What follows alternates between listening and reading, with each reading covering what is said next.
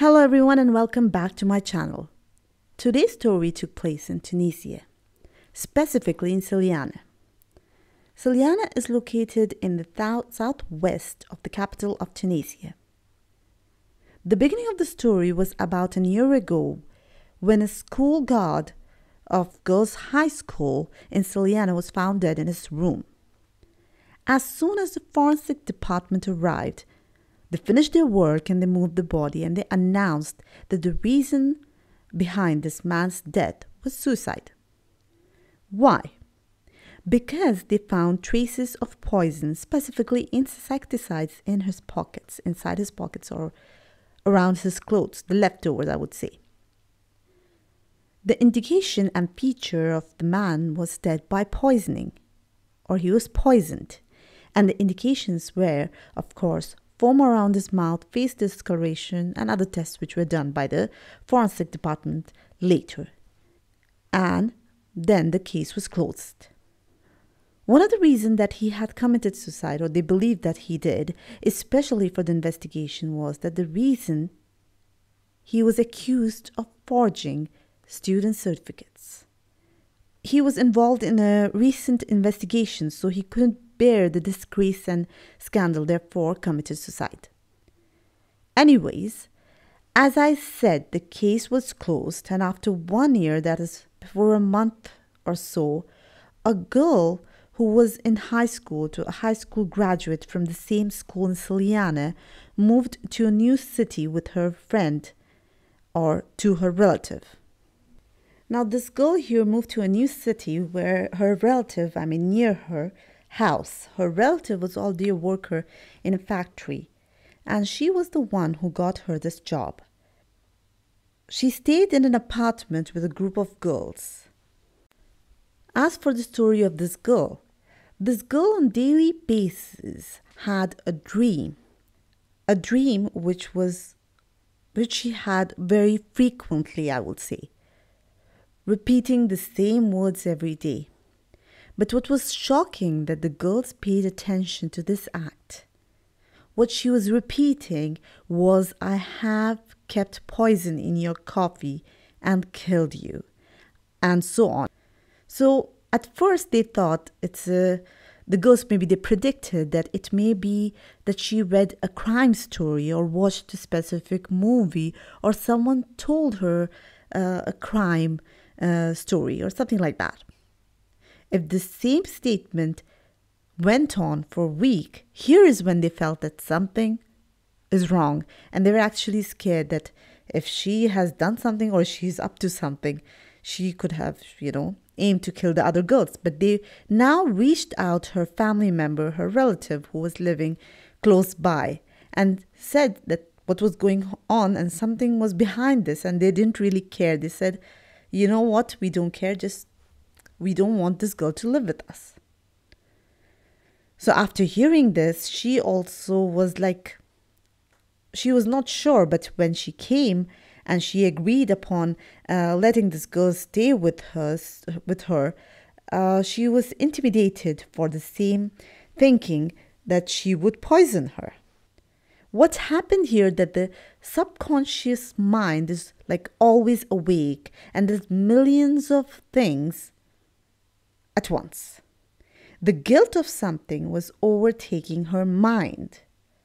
Her relative spoke out, of panic-stricken, we'll say, and reached out to the security police and explained them what was going on, and that her relative was talking rubbish.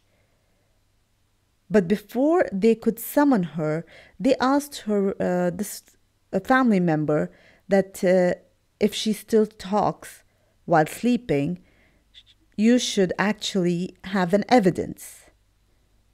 So they asked her, and first of all, of course, she said that she's doing it even in my apartment. So they said, before we could summon her, we need a specific evidence. The police asked her to take a video for days as a proof. Now, after watching these videos, they arrested the girl, but they still didn't know or were not aware of what was her story. So during the investigation, they interrogated who was the man she poisoned. She was astonished because she didn't know she was sleep talking. That's why she was surprised. She didn't reply, but they could see from her face that she was hiding something. They then displayed her the video, and after further inquiry, they called her family members because she insisted on saying that it was just a dream or regular sleep talking, nothing else. So when they called her family members and asked if anyone in their family member has passed away or any close relatives, they did reply that their daughter was affected by a crime and that could have caused those nightmares or sleep talking. They said the school guard committed suicide last year. And they said the crime he committed suicide was forging of certificates. Now they had to open the case again of the school guard. The school guard had died by consuming poison at the same time. According to the forensic report, there was coffee present with the traces of poison. So the words that the girl kept on repeating while sleep talking was that I have kept poison in your coffee and killed you. Now some things were clear, but also confusing because the issue of the death, or the case of the death of the security or the guard, was not complete. There were things missing. That is, she was not the only one. She confessed that she had participated in the crime. This guard last year was involved in forging of school certificates. Every student involved or bought these or paid for these certificates were working or got jobs or traveled, got admission into colleges, or some went to foreign countries for further studies. But it was her bad luck, or it was her luck, I would say, that she paid for the certificate, but at the very end he refused to do so, explaining that there were investigations going on and he had to stop. And he was scared of him being involved. So he gave her the money back, but the girl here was devastated because the rest of her friends got away with this. Here she immediately went to the school principal. She complained and she said she opened the topic of the forgery. And the greatest shock was that the school principal was also involved in this accusation, and he was truly actually involved in forging. And she didn't know. The school principal said that I will do this for you. I mean, what he didn't finish, I'll finish it for you. But you have to get rid of the god, or you have to help me get rid of him and kill him. Because people will see it as this god, out of shame and disgrace, committed suicide. And you'll get your revenge. They decided a specific day that she went up to the god and she called him. And he sat in the principal's office, and she went and she prepped a coffee, and they had a conversation later on. Now the principal here asked the girl to close the door because it was something important that he had to discuss. I mean, in private. So she closed the door. The man, he drank his coffee, but after a while he felt a severe pain and he fell on the floor. Now when he was complaining and almost started talking and screaming that he has a severe pain, there they went and they were holding his mouth. They're covering it so that his voice doesn't go out.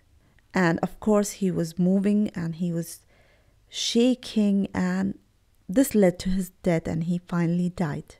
And they were waiting for this moment till the very end.